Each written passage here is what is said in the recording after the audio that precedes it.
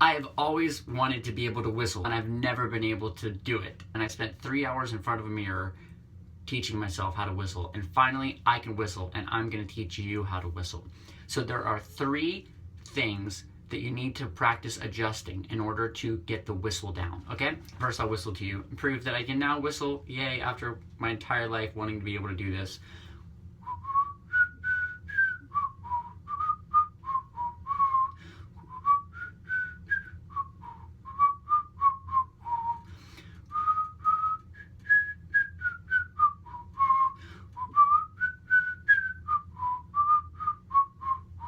So first you can adjust your lips. So when you're teaching yourself how to whistle, you want to practice going like this.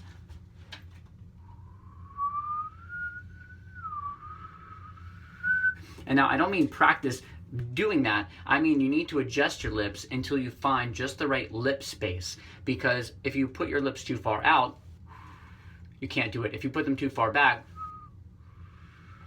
it's a little bit hard, but there's an in-between there, so you'll need to adjust that until you find a spot where suddenly you're getting a sound, and all you're aiming for at the beginning is just some kind of sound. So watch me.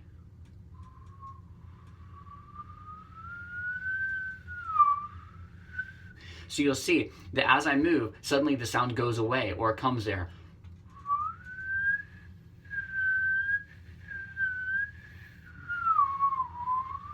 So in between about here, that in-between area between really far out and really far in, that's where you want to be. Now, it depends on the pitch of the note as to where exactly your lips are.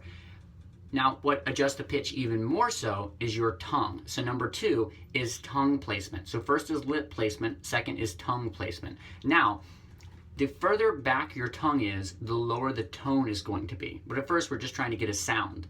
Like any sound at all, right? If you don't know how to whistle yet. So watch my tongue, or look at my tongue. You want your tongue to be about right there, especially for the lower tones. So you want your tongue to be behind your teeth. There, okay? I got my tongue behind my teeth, so it's kind of like this when I'm talking. And now the higher I go, the more my tongue goes, okay? And the lower I'm going, the more my tongue goes back. Okay, it goes kind of back, okay? But right now, you want to just adjust that. You want to adjust your lip placement and then your tongue placement. So, my tongue's pretty far back on that. It's about like, yeah, when I'm doing the lower note. I'm doing a higher note.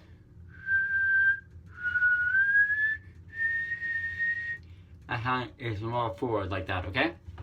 All right, now the third thing is air, okay? So you really have just 3 things that can be adjusted to get sound. So the third thing is the amount of air that you push. Now, you're gonna think that you need to blow a lot of air, but you actually don't really have to blow that much air. It's a pretty light stream of air that you really need. It's more the tongue placement being in the back of the, and back of your teeth, and then you're kind of just creating like, you're creating, sort of like just this sort of broken air stream to a certain degree, and that's what's giving you that sound.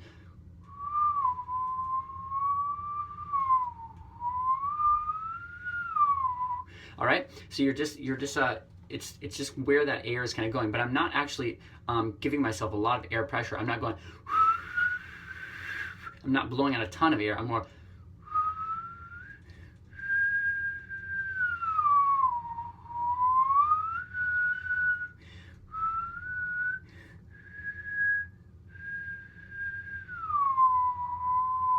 So a pretty light but steady stream of air. That's what you want to aim for, all right? So adjust those 3 things and just move it around. You might need to sit. I practiced in front of a mirror. I think that might help a little bit, practicing in front of a mirror, because then you can kind of physically see yourself adjusting your lips and kind of see that you're adjusting your tongue. So I practiced in front of a mirror, and that's when I really got it. So that might help you. All right, guys, practice this. Spend a couple hours and you're going to be able to whistle. And whistling is an awesome skill to have because it's one of the few things that you can do in public musically that people won't really get that bothered by unless you're just making the most awful sound ever. But if you kind of walk around and you're like,